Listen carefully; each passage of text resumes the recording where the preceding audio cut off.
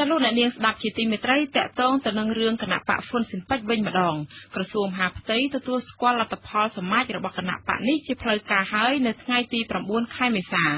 ការទទួលស្គាល់នេះគឺបន្ទាប់ពីគណៈបកដាក់សំណើសុំទៅក្រសួងមហាផ្ទៃកាលពីពាក់កណ្ដាលខែមិនិនាចាលោកលេងម៉ាលីរាយការណ៍ព័ត៌មាននេះ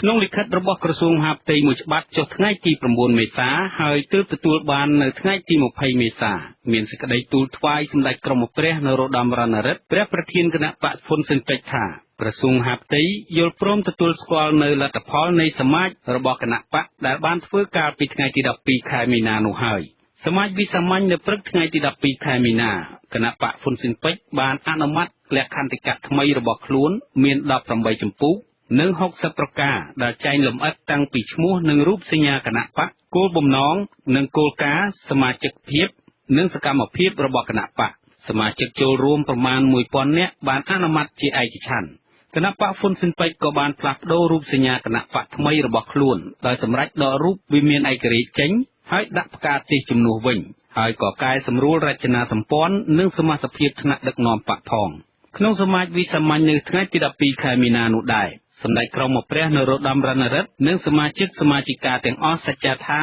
នឹងរួបរวมគ្នាស្ដារគណៈបកនេះឲ្យរឹងមាំឡើងវិញហើយយកជ័យជំនះឲ្យបានលំដាប់ទី2នៅពេលបោះឆ្នោតលើកក្រោយចេះរួបរวมគ្នាតែឈ្មោះមួយហើយខ្ញុំសូមការអនុញ្ញាតឲ្យហើយតែអ្នកណាមានបកពួកនិយមខ្ញុំសូមដេញចេញពីគណៈបកហ៊ុនស៊ិនប៉ិច